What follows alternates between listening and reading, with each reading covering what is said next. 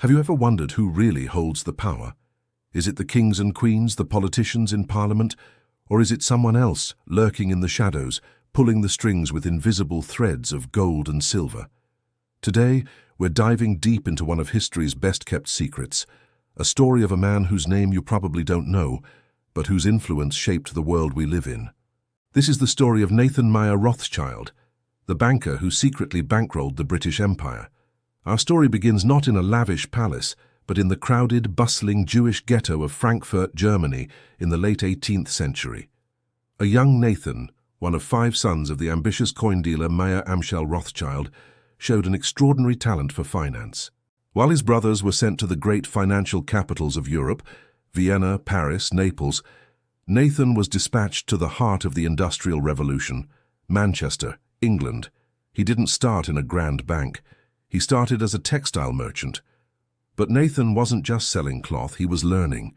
He saw the intricate web of global trade, the flow of goods, and most importantly, the flow of money.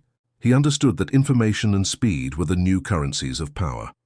By 1798, with just $20,000 to his name, a significant sum, but nothing compared to what was to come, he moved to London, the financial heart of the world, and set up his own bank, N M Rothschild Sons. This was the age of Napoleon. Europe was a chessboard of war, and Britain stood almost alone against the French emperor's seemingly unstoppable ambition. Wars, as you know, are incredibly expensive. Soldiers need to be paid, equipped, and fed. Britain was stretched to its absolute limit. The government was desperate for cash, but moving gold across a war-torn continent was a logistical nightmare, fraught with peril from pirates, privateers, and Napoleon's armies. This is where Nathan Rothschild's genius truly shone. He wasn't just a banker, he was a master of logistics and intelligence. He created a sophisticated clandestine network of agents, couriers, and ships. This network was more efficient and faster than the government's own. While official channels were slow and predictable, Rothschild's couriers used hidden routes, disguised ships, and a web of contacts to move vast sums of money and gold bullion right under Napoleon's nose. He essentially created a parallel treasury for the British government. He provided the funds that paid for the Duke of Wellington's armies fighting in Spain and Portugal during the Peninsular War. Without Rothschild's gold, Wellington's soldiers would have starved, mutinied, or simply gone home.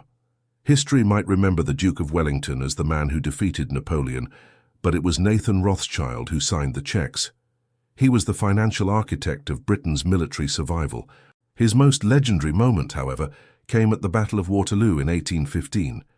The fate of Europe hung in the balance. The London Stock Exchange was a frenzy of panic and speculation. A British victory would send government bonds soaring. A defeat would mean financial ruin. Everyone was desperate for news from the battlefield. Legend has it that Rothschild, through his private courier network, received the news of Wellington's victory a full 24 hours before the official government messenger arrived.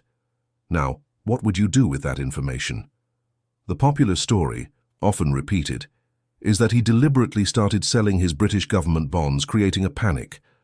Other traders, thinking Rothschild knew of a British defeat, frantically sold theirs too, causing the market to crash. Then, just as prices hit rock bottom, Rothschild's agents secretly bought up everything they could for a fraction of the price.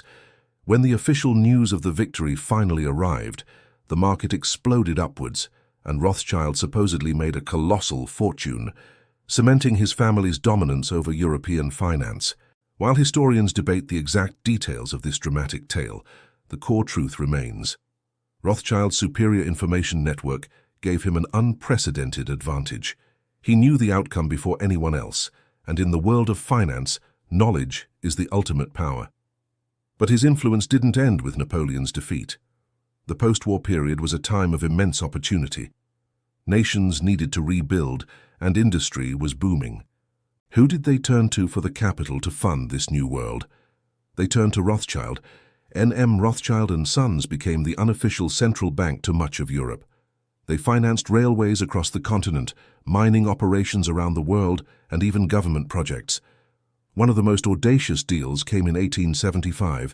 The financially troubled ruler of Egypt needed to sell his 44% stake in the Suez Canal, a vital waterway connecting Europe to Asia. The British Prime Minister Benjamin Disraeli saw this as a monumental strategic opportunity for the empire. But Parliament wasn't in session to approve the funds. The French were about to snatch the deal. In a moment of desperation, Disraeli sent his private secretary on a late-night mission to Nathan's son, Lionel de Rothschild. The question was simple. Could the bank provide £4 million, an astronomical sum at the time, at a moment is notice? Without hesitation, Lionel reportedly asked, "What is your security?" The secretary replied, "The British government." Lionel's simple response was, "You shall have it." Just like that, with a handshake deal, the Rothschild Bank fronted the money for one of the most important strategic assets in modern history, securing Britain's lifeline to its empire in India. The Rothschilds weren't just bankers. They were kingmakers, state builders, and architects of the 19th century global order. They operated beyond the reach of kings and parliaments, creating a financial dynasty whose power was based not on land or titles, but on credit, information, and unwavering reliability. They transformed the very nature of international finance. Their story is a powerful reminder that history is often shaped by forces unseen.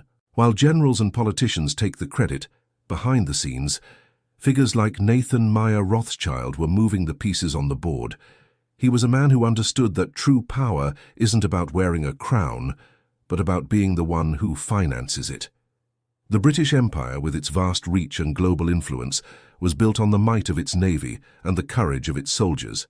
But it was all underwritten by the silent, steadfast and calculating genius of its secret banker. So the next time you read about the grand sweep of history, remember to ask, who paid for it all? The answer might just reveal who was really in charge. Thanks for joining me on this journey into the hidden corridors of power. If you enjoyed this deep dive, don't forget to hit that like button, subscribe for more stories like this, and ring the bell so you never miss an update. We'll see you in the next video.